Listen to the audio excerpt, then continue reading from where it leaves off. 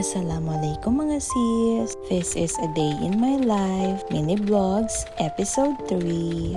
For today's vlog, we are here at City Mall, Cotabato City. This is around 6 p.m. na.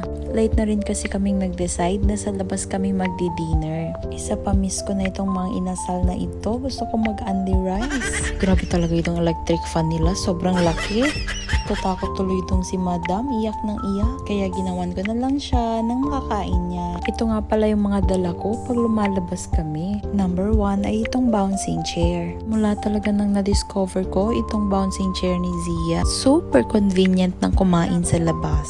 Recommended ko talaga sa mga mommies dyan na may 1-year-old na anak pababa. Number 2 na lagi kong dala ay itong aqua flask. Sobrang tibay kasi at ganda ng design. Sobrang tagal din talagang lumamig ang hot water niya. At higit sa lahat, kasyang-kasya sa bag ko. Anyways, ito na nga, kumakain na si Madam. Gulat na gulat naman ako at pinagmamasdan pala kami ng mga tao sa likod.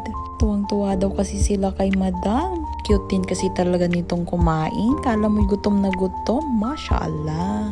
Allahumma barik laha. Ay wait lang. Alam ko meron ka na rin nito. Kung wala pa, ay naku mag-check out ka na. Now na. This is my best TikTok budol ever.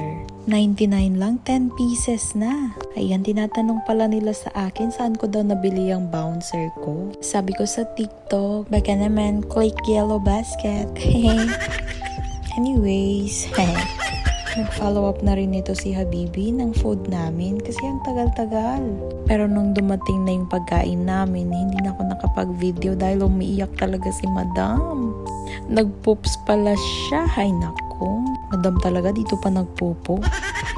Pagkatapos kong kumain, nag-change diaper na kami agad dahil irritable talaga siya. Kaya di na ako nakapag-video. Ayun, hindi talaga siya mapalagay dahil ang iingay-ingay at ang gulo-gulo. Kaya umuwi na lang kami agad. Pero sabi ko kay Habibi, kinikrave ko talaga itong mango shake ng Manongs. Dito ko nga pala ipinaglihi si Madam kasi sobrang sarap talaga ng shakes nila, as in. Habang nga lang ng pila all the time. This is their menu. Sobrang sarap talaga dito, as in. Highly recommended. They are located along National Highway. Harap lang po talaga sila ng Mang Inasal ORC branch. They also serve burgers but not a burger person. When you order pala, bibigyan ka nila ng number. You will have to wait for your number to be called habang gagawin nila yung shake mo. They also offer fresh fruits and pies. At ito na nga, ready na ang aking order. I'm so excited. Kahit umuulan, sige, mag-shake ka pa rin.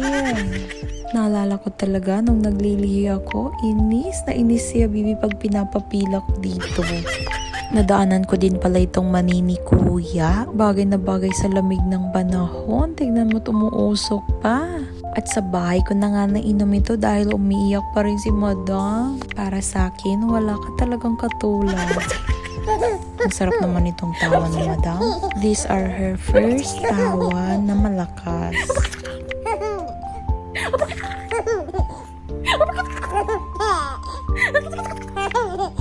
Hi, alhamdulillah for another day. Yun lamang po. Salamat sa panonood. Wassalam.